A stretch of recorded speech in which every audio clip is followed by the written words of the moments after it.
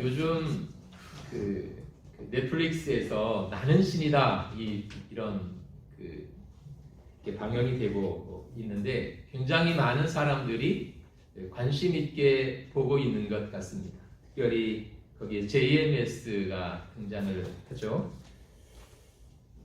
그걸 보면서 이단이 얼마나 우리에게 막심한 사람들에게 피해를 주는지 그런 것을 확인할 수가 있고요. 또 한 가지는 그렇게 기독교를 가장한 이단들이 나타남으로 말미암아서 기존 교회들이 피해를 본다는 것입니다. 혹시 저기도 이상한 데 아닌가? 그래서 사람들이 처음 교회에 나가는 것을 부담스러워하고 꺼려하고 멀리하게 된다는 것입니다. 그래서 그런 이단들이 등장을 하면 교회가 선교하고 전도하는 일에 막대한 지장을 받게 되는 것이죠. 우리나라에 내가 신이다 이렇게 말하는 사람이 대략 50명쯤 된다고 합니다. 사실은 다 가짜죠. 그들은 자신들이 있는 그 집단에 들어와야만 구원이 있다고 이야기를 합니다. 또 자신을 믿어야 구원받는다고 사람들을 속이는 것입니다. 그런데 성경을 보면 그건 다 가짜다 이것을 우리가 확인할 수 있는데요. 오늘 그런 성경 본문이 바로 이 요한복음 3장 1절로 8절의 말씀인 것 같습니다. 여기에서 이 세 가지 질문을 통해서 오늘 우리에게 주시는 하나님의 말씀을 우리가 다시 한번 확인하고 싶은데요. 첫 번째 질문은 사람들이 꼭 거듭나야 되느냐라고 하는 이 질문이고, 두 번째는 거듭난다는 것은 무엇을 의미하는 것이냐, 세 번째는 그러면 우리는 어떻게 거듭날 수 있느냐, 이 세 가지 질문에 대한 답을 이 본문에서 찾을 수 있을 것 같습니다. 그리고 오늘 우리가 이 사실을 분명히 알아야 그 이단의 그럴듯한 잘못된 가르침에 넘어가지 않고 다른 신앙을 가지고 예수님을 믿고 또 신앙생활을 할 수 있다고 생각을 합니다. 그러면 첫 번째 질문, 사람들이 꼭 거듭나야 되느냐? 이 질문에 대해서 오늘 요한복음 3장 1절로 3절이 대답을 하고 있는데요. 예수님의 대답은 아주 명쾌한 것을 볼 수 있습니다. 사람은 누구나 반드시 거듭나야 한다는 것입니다. 다시 말하면 사람이 거듭나지 않으면 큰일 난다는 것입니다. 사실 다른 세상의 다른 어떤 것들은 잘 몰라도 그냥 넘어갈 수 있는 것들이 굉장히 많습니다. 그런데 사람이 거듭나지 않으면 큰일 난다고 이야기합니다. 왜냐하면 3절 후반에 보면 사람이 거듭나지 아니하면 하나님 나라를 볼 수 없느니라 라고 기록되어져 있기 때문에 그렇습니다. 그리고 5절에 보면 좀 더 강하게 말씀을 하고 계신데요. 사람이 물과 성령으로 나지 아니하면 하나님 나라에 들어갈 수 없느니라. 다시 말하면 사람이 거듭나지 않으면 하나님 나라를 볼 수도 없고 그 하나님의 나라에 들어갈 수도 없기 때문이라고 분명하게 예수님은 말씀하고 있습니다. 그런데 오늘 예수님이 이 말씀을 하고 있는 그 대화의 대상자가 누구였습니까? 1절에 보면 바리새인 중에 니고데모라 하는 사람이 있으니라고 되어 있습니다.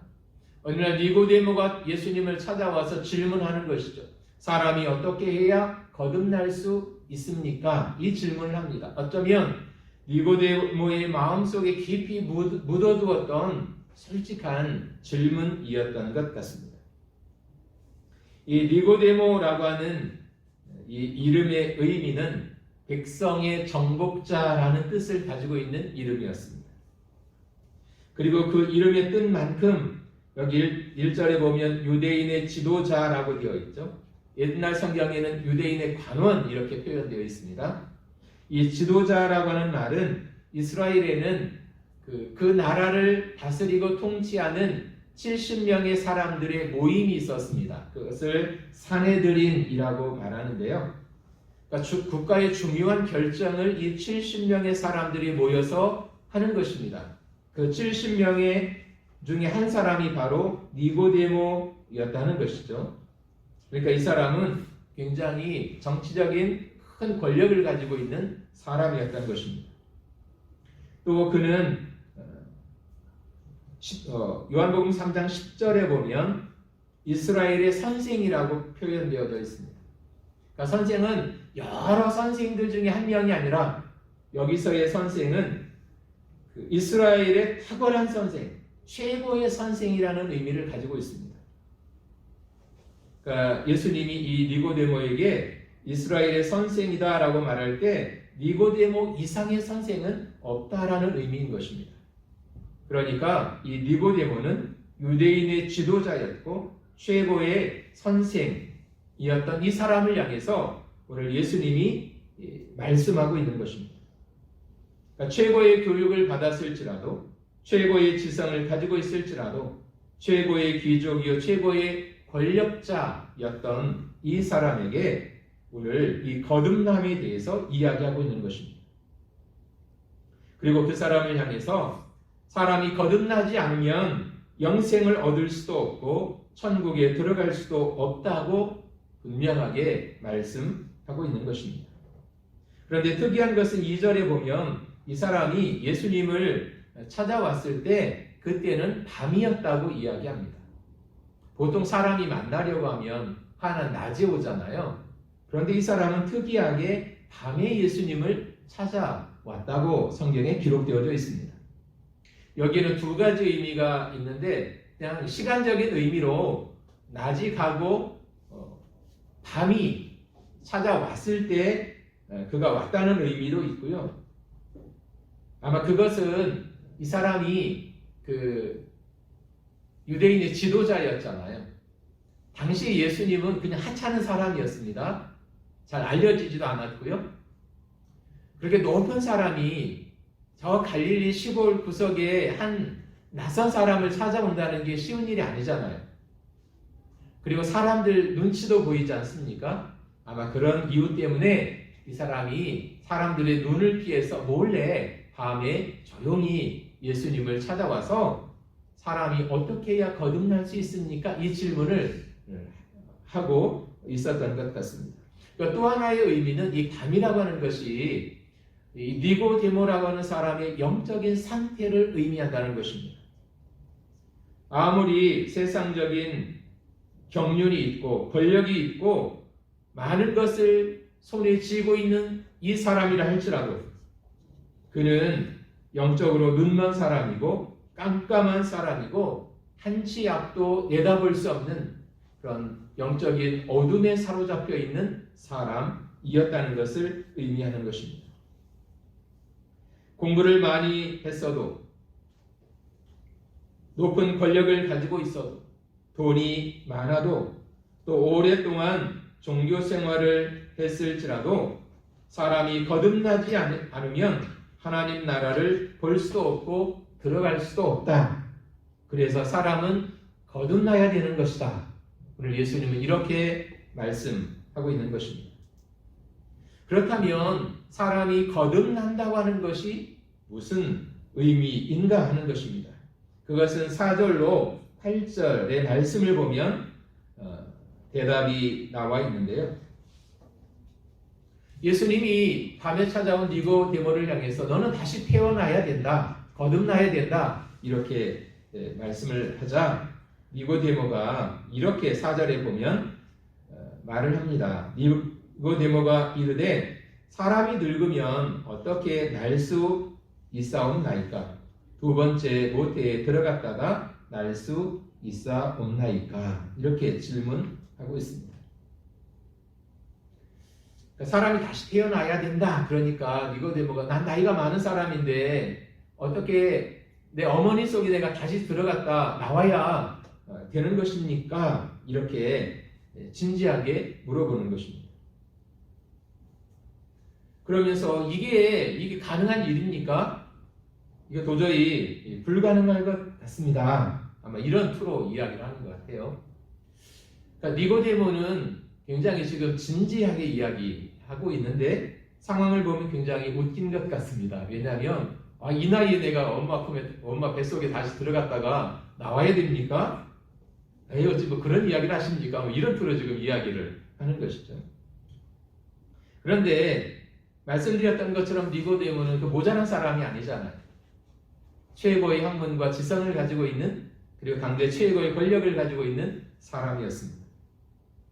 그런데 그가 자기가 생각을 해봐도 사람이 나이가 들어서 다시 어머니의 뱃속에 들어갔다가 다시 태어나는 이 일은 불가능한 일이라고 말을 하고 있는 것입니다. 그런 불가능한 일을 예수님이 하라고 하시니 어찌 그것이 가능할 수 있겠느냐, 이렇게 반문을 하고 있는 것입니다. 그런데 예수님은 거듭나는 일이 가능하다고 말씀하고 있죠.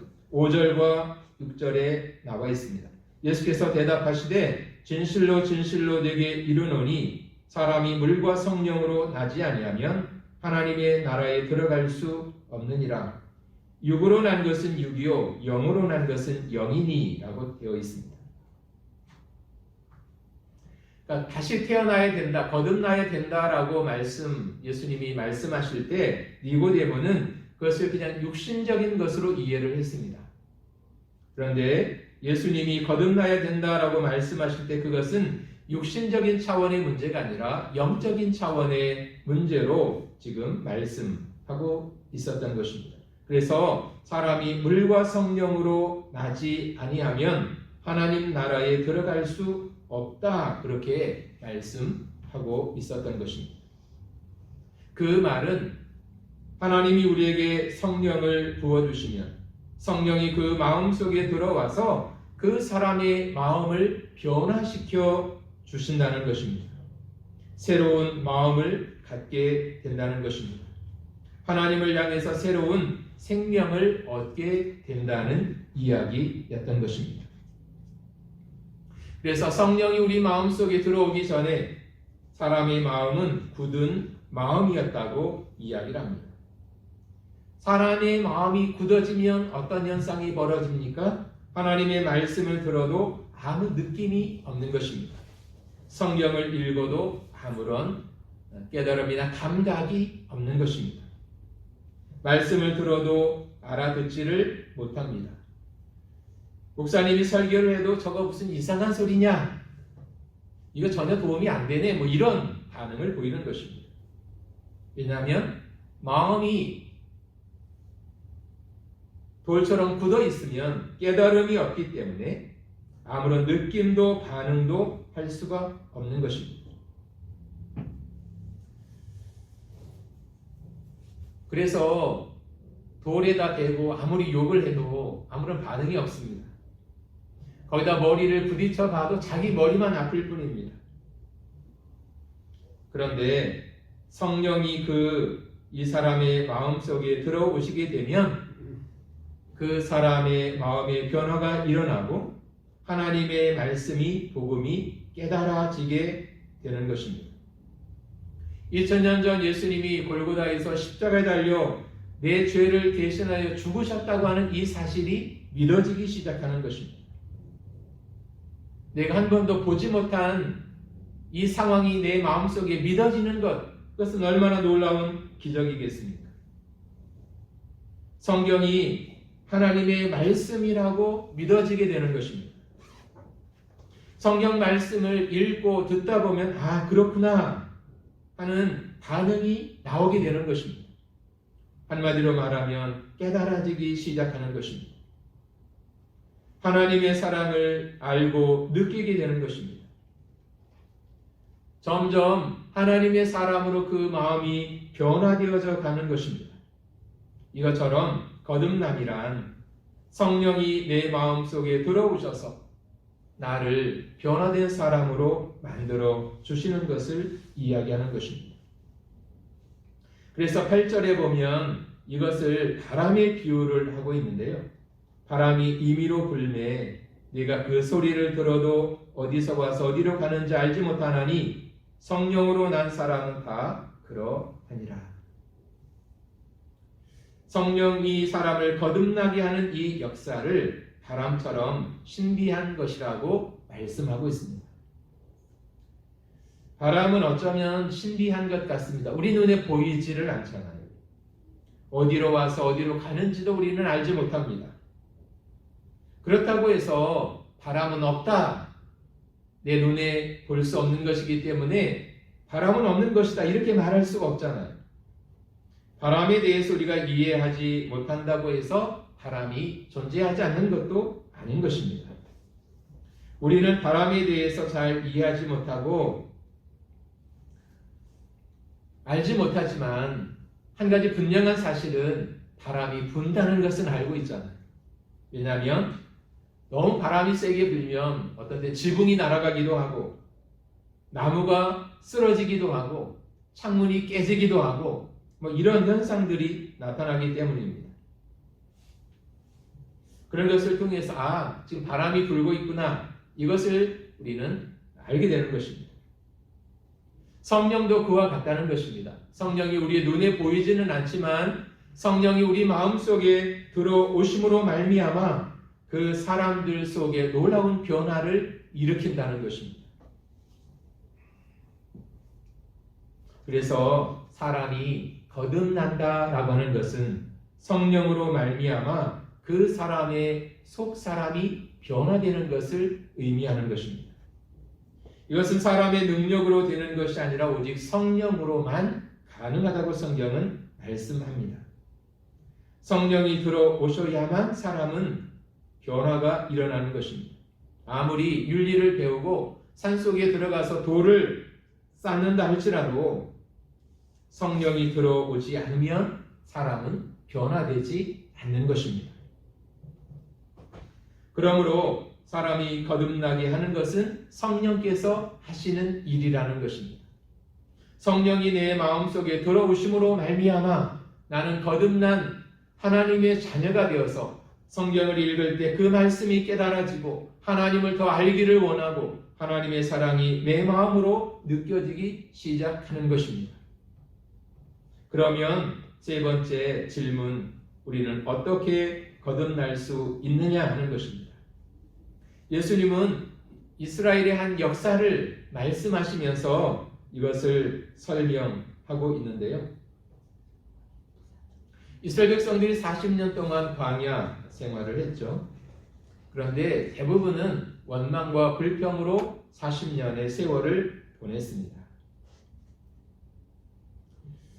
그 원망과 불평의 말들을 그들이 입으로 막 쏟아내기 시작할 때 그것 때문에 이스라엘 백성들을 하나님이 심판을 하시게 됩니다. 그것은 뭐였냐면 불뱀을 보내서 그 불뱀에 물려 이스라엘 백성들이 고통당하고 광야에서 쓰러져 죽는 형벌이었습니다. 주변의 사람들이 불뱀에 물려 막 죽어나가기 시작합니다. 너무 무섭고 고통스러운 시간입니다. 그래서 사람들이 너무 이 상황이 힘들고 공포스러우니까 우리가 잘못했다고 살려달라고 외치기 시작합니다. 그리고 그들의 지도자였던 모세를 찾아와서 당신이 우리를 대신하여 하나님 앞에 기도함으로 이 고통과 아픔이 떠나가게 해달라고 요청을 하죠. 그때 모세가 하나님 앞에 기도를 하게 되고 그런 모세에게 하나님이 이 죽음의 상황을 벗어날 수 있는 한 가지 방법을 말씀해 주십니다. 그것은 긴 장대에다 구리로 만든 뱀을 달아서 세우고 사람들을 향해서 외쳐라. 이 장대에 달린 구리뱀을 바라보면 너희는 죽지 않고 살아날 수 있다라고 외치라는 것입니다. 그래서 실제로 민수기 8장 21장 8절에 보면 불뱀을 만들어 장대 위에 달라 물린 자마다 그것을 보면 살리라 라고 되어 있습니다. 그리고 9절에 보면 본이 나와서 쳐다본 사람은 다 살았다라고 말씀하고 있습니다.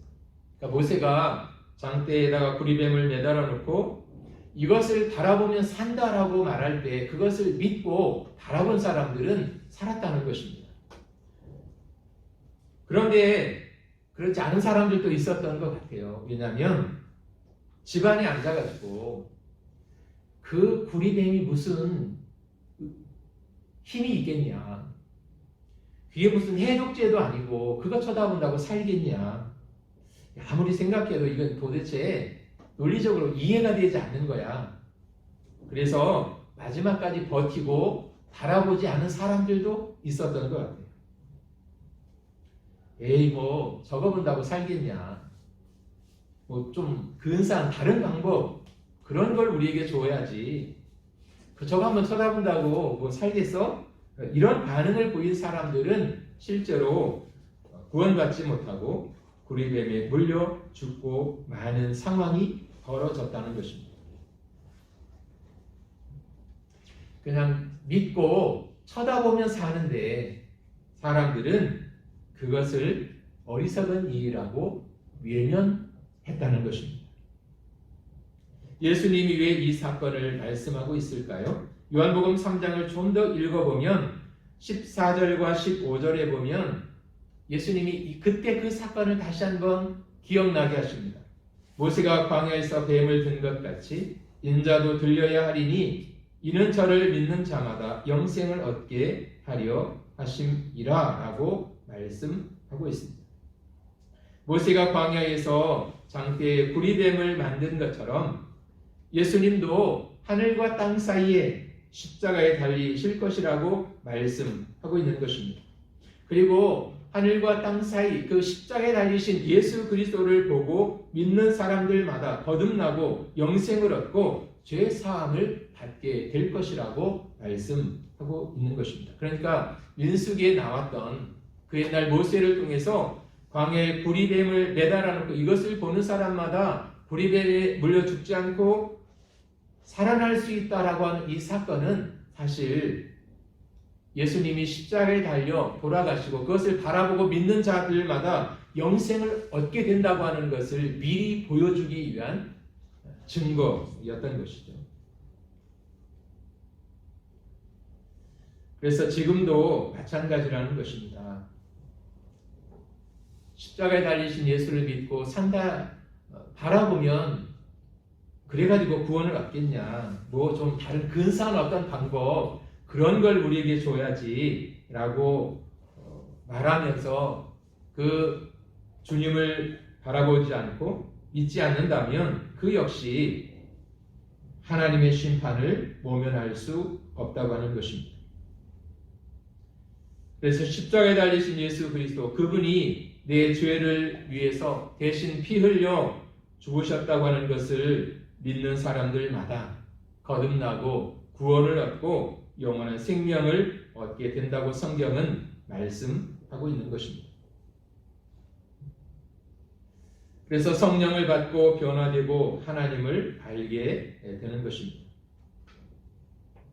그러므로 무엇보다도 먼저 우리가 해야 할 것은 내 죄와 허물을 대신 지시고 십자가에 달려 죽으심으로 그리고 그분이 피 흘려 주심으로 말미암아 나의 모든 죄와 허물이 용서받고 그 주님을 바라보는 사람들마다 그 주님을 믿는 사람들마다 구원을 얻게 된다고 하는 이 사실을 우리가 믿어야 한다는 것입니다. 그러니까 하나님이 우리에게 구원을 주시는 그 구원의 길은 복잡하고 어려운 것이 아니었습니다. 굉장히 쉽고 간단한 것이었습니다. 왜냐하면 우리는 예수 그리스도를 믿고 의지하고 그분 앞에 나가기만 하면 우리의 모든 죄와 허물이 용서되고 하나님의 자녀가 되고 거듭나 영원한 생명을 얻는 자가 되는 길을 주셨기 때문입니다.